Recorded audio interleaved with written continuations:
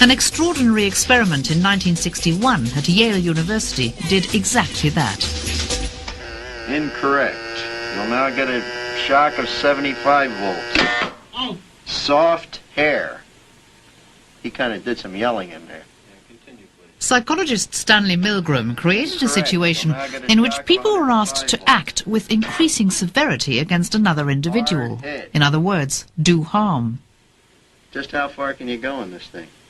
The question is, would American citizens, ordinary Americans, do that if an authority figure dressed in a white lab coat put you in a situation where you had the power to literally electrocute a very nice stranger? Would you do it? To this day, the results are shocking. Teacher, you may look on if you'd like while we get set up in here. Would you roll up your right sleeve? Here's the setup. The volunteers were told they were to be helping science look at ways to improve memory. The teacher will read a list of word pairs to you like these. Blue girl, nice day, fat neck, and so forth. You are to try to remember each pair.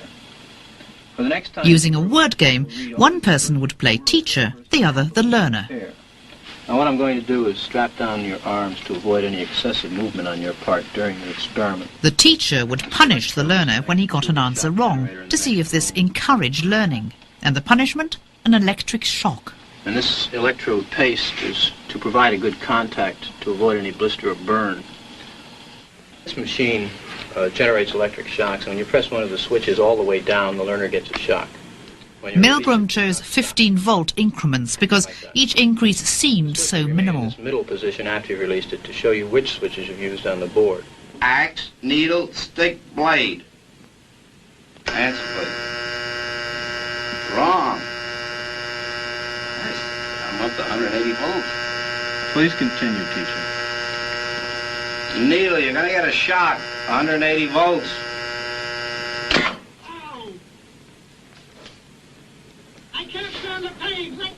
Can't stand it. I'm not going to kill that man there. I mean, who's going to take the responsibility if anything happens to that gentleman? I'm responsible for anything that happens here. Continue, please. If the leader says, look, I'll be responsible, then we are relieved that we are not going to be blamed. A lot of what we don't do is because of the fear of being blamed for a negative outcome. Continue. Go on, please. You accept all the responsibility? The responsibility is mine, correct. Please go on. Gold, dollar, necklace, moon, paint. Answer, please. Are you all right? 405 volts. The answer is moon. Also, it becomes awkward to challenge authority.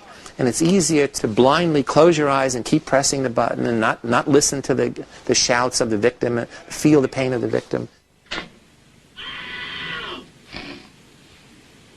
Let me out of here. Let me out of here. My heart's bothering me.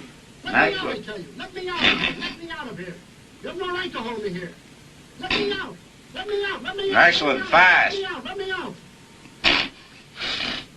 Bird, car, train, plane.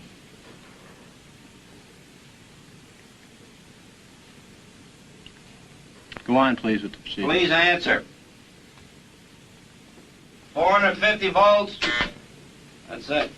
Now continue using the last switch on the board, please, the 450 switch for each wrong answer. Continue, please. I'm not getting no answer. Please continue. The next word is white. But you think you should look in on him, please? Not once we've started the But experiment. what if something's happened to the man and had an attack or something there? The experiment requires that we continue. Go on, please. Don't the man's health mean anything? Whether the learner likes it or not, we must... But he might be dead in there. What we see illustrated here is a number of the variables that are involved in transforming ordinary good citizens into perpetrators of evil, into people who blindly follow fascist tyrannical leaders. So you need an ideology, a belief system that makes everything seem to make sense. In his case, it's we want to help people, we want to improve learning, we want to improve their memory. So all fascists start with some ideology. We're doing God's work, we're saving our country for freedom, for democracy, whatever it is. So that's a critical first step. And then what you see is you assign people roles, so people have some meaningful role within that structure. You have an authority who supervises those roles. The act that you're going to get them to do, which is ultimately evil, you start with very small steps. It's only a minor step. In his study, it's a 15-volt shock, which you can't even feel, and then you increase in incremental, small increments, this level of aggression, this level of hostility. Down the level of the shock. When you release it, the shock stops. Milgram repeated the experiment 17 times. Anyone he asked said they would not electrocute a stranger. In fact, of his 900 volunteers, 2/3 went up to 450 volts. That's nearly twice the voltage in our main supply. At the end, Milgram reveals it's all a setup. The learner is an actor. God bless you, boy. You have me shaking in here. Nice to see you. Same Feel here. better now? I sure as heck do. That's good. I thought you just